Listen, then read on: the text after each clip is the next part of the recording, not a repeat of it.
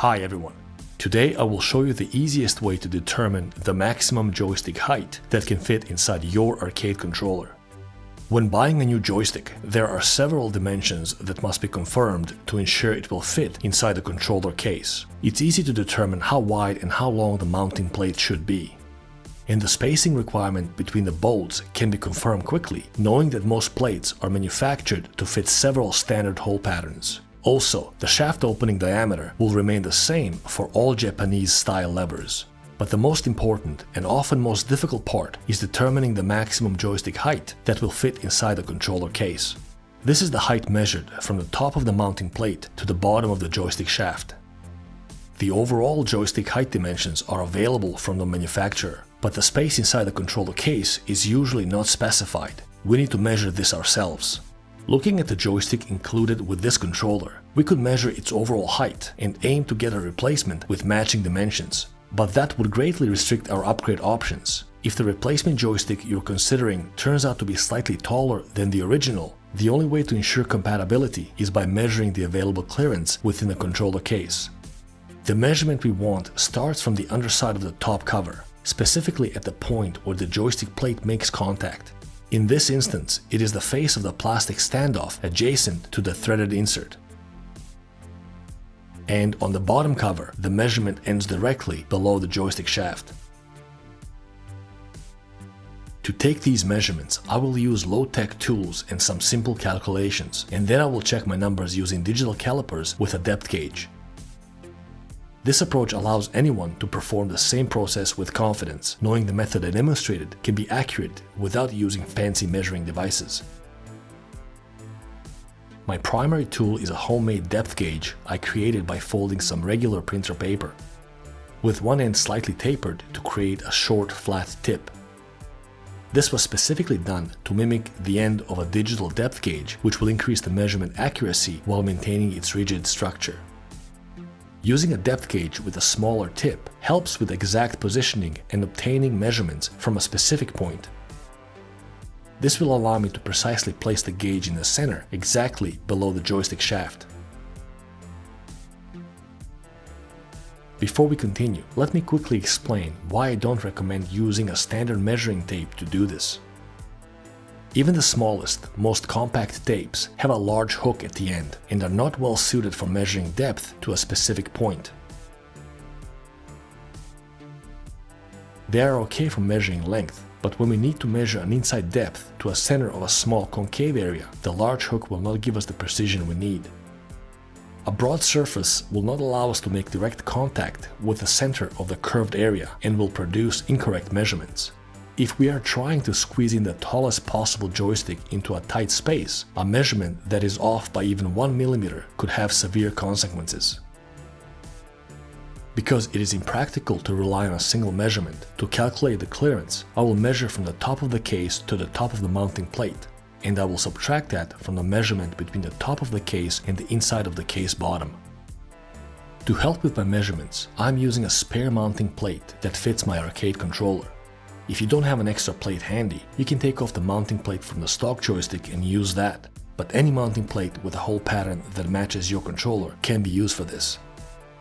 This plate is 1.5 mm thick. I will use this measurement in my calculations and to validate the accuracy of the low-tech measuring technique I will demonstrate. If you don't know how thick your plate is, that's okay. You will still get the exact inside clearance measurement in the end.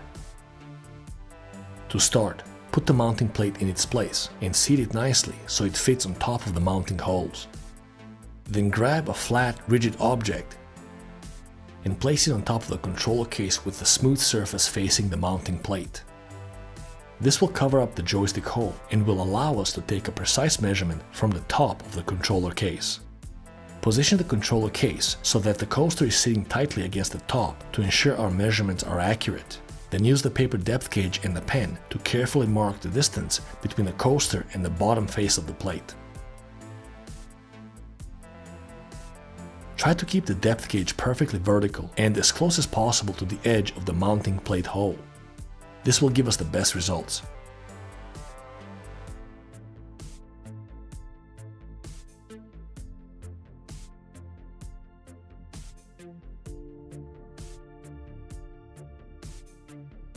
Now let's measure this distance using a standard ruler. Take your time and align the gradients as best as you can. From the pen mark to the flat tip of the depth gauge, this measures 9 mm. Because the measurement we need is from the top of the case to the top of the mounting plate, we need to subtract the thickness of the plate.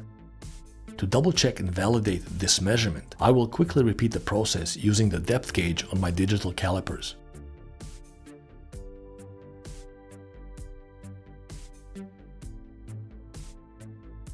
The manual measurement was very close. It was off by only 0.2 mm.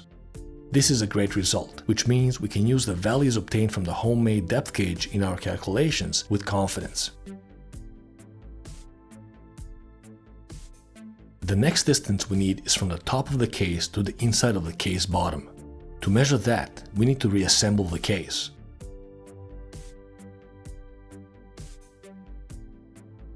The case should be snapped back tightly to ensure our measurement is precise.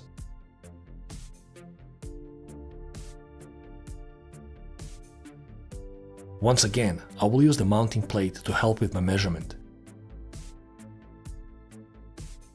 The plate will serve as a guide for my pen and will allow me to position the depth gauge perfectly vertical exactly in the middle of the joystick hole.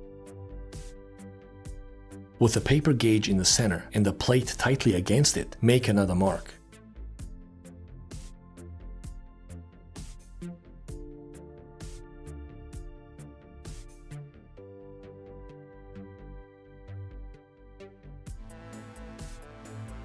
Now let's measure the distance from the second mark to the tip.